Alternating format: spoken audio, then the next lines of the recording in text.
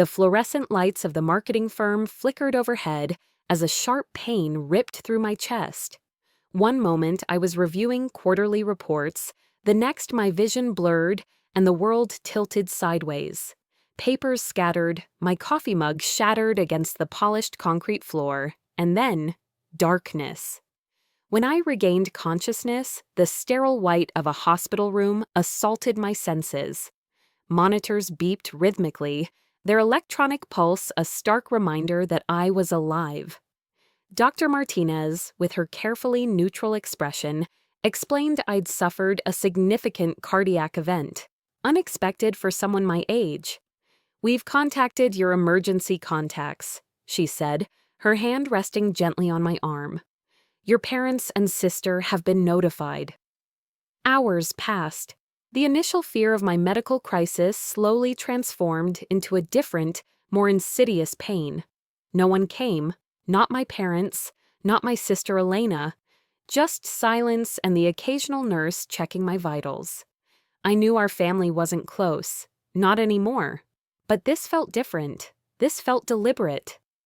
My phone, retrieved from my work bag, showed multiple missed calls to my parents' numbers. Voicemails left, text messages sent, nothing. Elena's social media, however, told a different story. Photos from that very afternoon, a coffee shop selfie, a lunch with friends, a quick workout update, all tagged, all active. She knew. The hospital room felt increasingly suffocating. My mind raced through memories, the gradual distance, the unspoken tensions, the slow erosion of what we once called a family. A cardiac event wasn't just happening in my chest, it was happening to everything I thought I knew about belonging. By evening, when visiting hours were winding down, the reality crystallized. They weren't coming, not because they couldn't, but because they chose not to. A nurse brought me a tepid dinner, her sympathetic smile doing little to mask the pity in her eyes. I stared at the untouched meal, a plan already forming.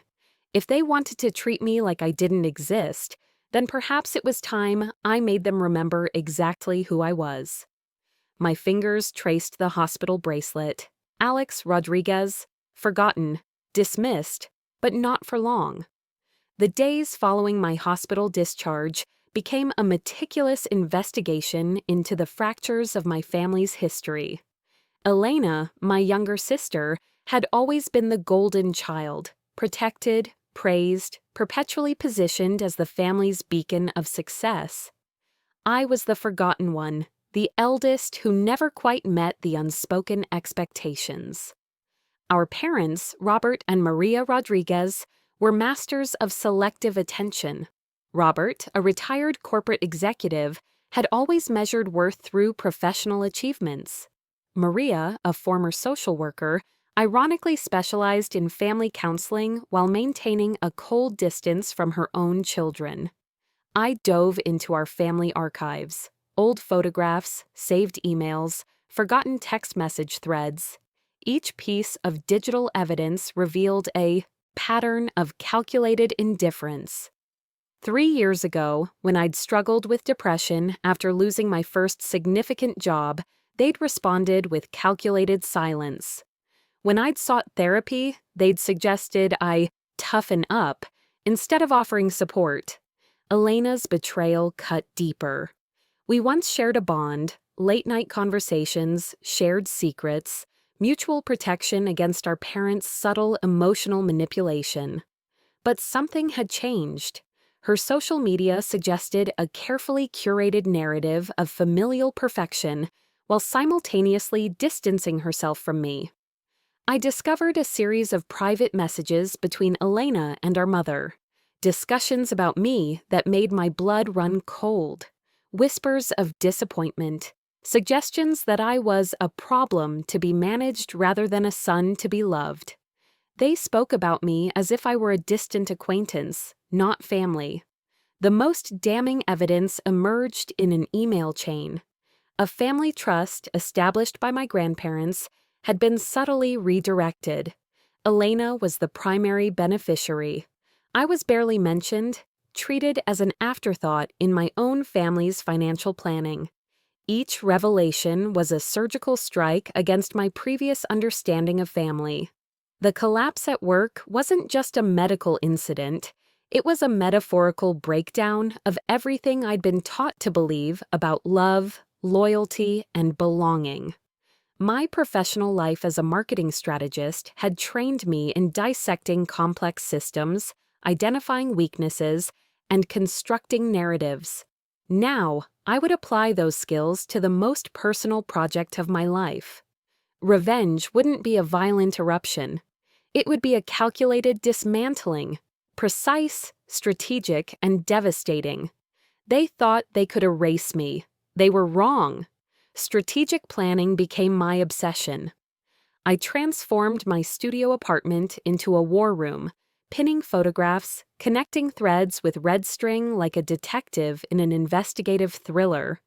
My marketing skills were about to become weapons of psychological warfare. Elena's vulnerability was her perfect image. A social media influencer specializing in wellness and lifestyle content, her entire career depended on perception. I began by gathering intelligence, months of careful observation, digital forensics, and strategic information collection.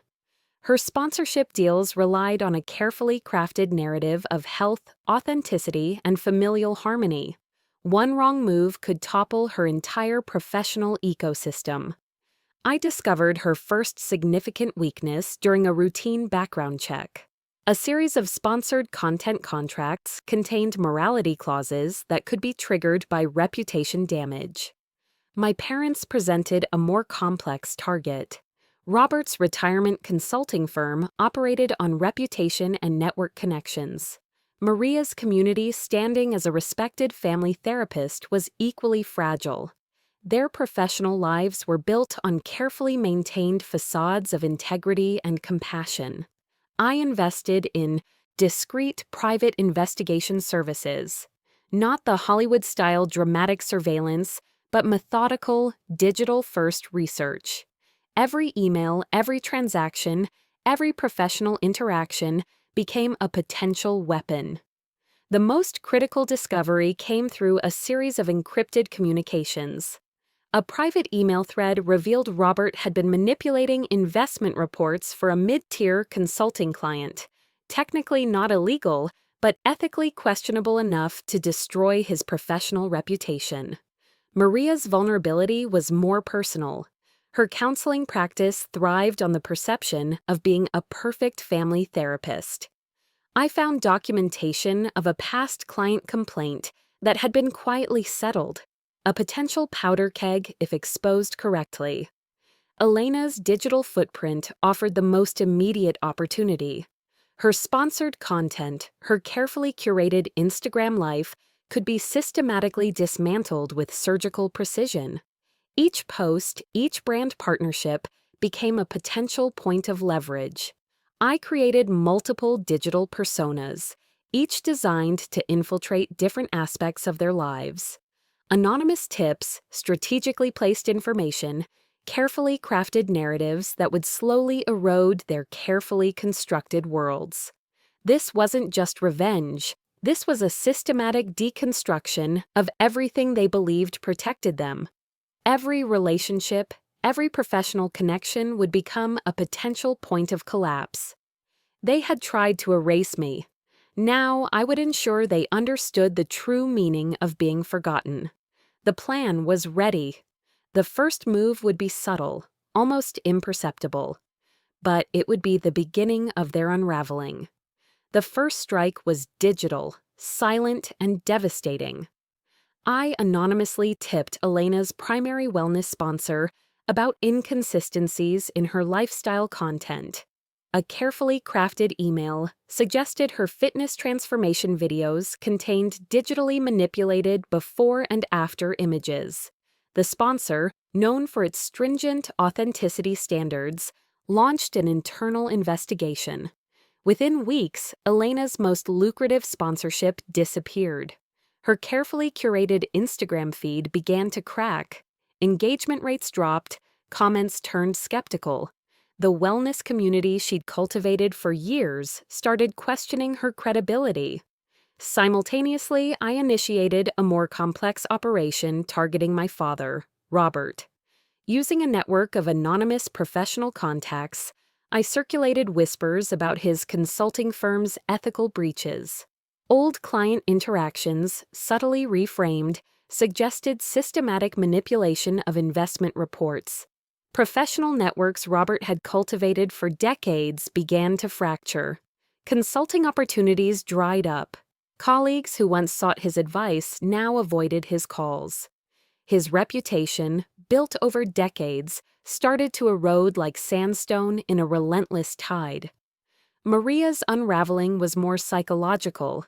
Anonymous letters began arriving at her counseling. Practice, photocopies of the settled client complaint, hinting at deeper ethical breaches. Each letter was crafted to maximize doubt, to make colleagues and clients question her professional integrity. The community she'd carefully constructed started to view her with suspicion. Speaking engagements were canceled. Referral networks became hesitant. Her reputation as a family therapist became a cruel joke. The irony of her personal family's dysfunction not lost on those who knew her. Each move was calculated, precise. I wasn't just seeking revenge. I was surgically dismantling their entire existence. The marketing strategies I'd perfected in my professional life became psychological warfare tools. Elena's response was predictable. Panic-driven social media posts became increasingly desperate. She tried to counter the narrative, but each attempt only added fuel to the growing fire of doubt. Her follower count plummeted. Brand deals evaporated. Robert attempted to fight back, launching legal threats against anonymous sources. But each legal maneuver only drew more attention to the underlying accusations. His attempts at defense became an admission of vulnerability. Maria's breaking point came during a community conference. An anonymous presenter highlighted systemic issues in family counseling, using carefully anonymized but recognizably similar case studies to her settled complaint. Her professional facade crumbled in real time. I watched it all unfold with clinical detachment. Each strategic move was a chess piece, carefully positioned to maximum effect. They had tried to erase me. Now I was returning the favor, dismantling their worlds piece by calculated piece. The most satisfying part? They never saw me coming. The son they'd forgotten had become their most formidable opponent. This was just the beginning. The final confrontation happened in the most unexpected location. Our family's annual holiday gathering venue, a rustic country club our parents had frequented for decades. I orchestrated my arrival with calculated precision, timing it perfectly to maximize psychological impact. Elena arrived first, her once pristine appearance now visibly frayed. The wellness empire she'd built had crumbled. Sponsorships vanished, her online presence reduced to a shadow of its former glory. Her designer outfit seemed slightly ill-fitting, a metaphor for her current state of desperation. Robert and Maria entered separately, a telling detail of their own fracturing relationship. Robert looked diminished, the confident executive now resembling a defeated bureaucrat. His tailored suit hung loose, testament to the stress that had physically consumed him. Maria followed, her professional demeanor shattered, eyes darting nervously around the room. I sat at the center table, waiting. "How did you—" Elena started, her voice a mixture of anger and disbelief. "Sit," I said quietly. The single word carried more authority than any command they'd ever given me. They complied. I began methodically detailing every strategic move. The anonymous tips, the carefully constructed digital narratives, the precise points of professional destruction. Each revelation was a surgical strike, exposing the depth of my planning. "You tried to erase me," I explained, my voice clinical and controlled. "Now you understand what erasure truly means." Robert attempted to interrupt, but I raised my hand. The gesture, so reminiscent of his own authoritative mannerisms, silenced him. I revealed everything: the redirected trust fund, the private messages discussing me as a problem, the years of calculated emotional distance. Each revelation was a knife, precisely inserted to maximum psychological effect. Maria's professional facade crumbled first. Tears weren't of remorse, but of pure, unadulterated panic. She understood, perhaps for the first time, that her carefully constructed world had been dismantled by the very child she'd chosen to ignore. Elena's response was more visceral. She lunged across the table, a primal scream escaping her throat. But I was prepared. A single motion, calm, calculated, stopped her mid-movement. "You made me invisible," I said. "Now you know what that feels like." The country club's elegant setting became a theater of psychological warfare. Other patrons watched, transfixed, as a family's entire structure collapsed in real time. This wasn't just revenge, this was judgment. And I was both the prosecutor and the executioner. The aftermath was a landscape of profound destruction. Robert's consulting firm collapsed entirely. The whispers I'd strategically planted became a thunderous roar of professional disgrace. His decades of carefully built networks disintegrated like ash, leaving nothing but a hollow shell of a once respected executive. Maria's counseling practice suffered a fate worse than closure. Her professional reputation, meticulously crafted over years, was systematically dismantled. Colleagues who once sought her guidance now avoided her. The irony of a family therapist whose own family had imploded was not lost on the professional community.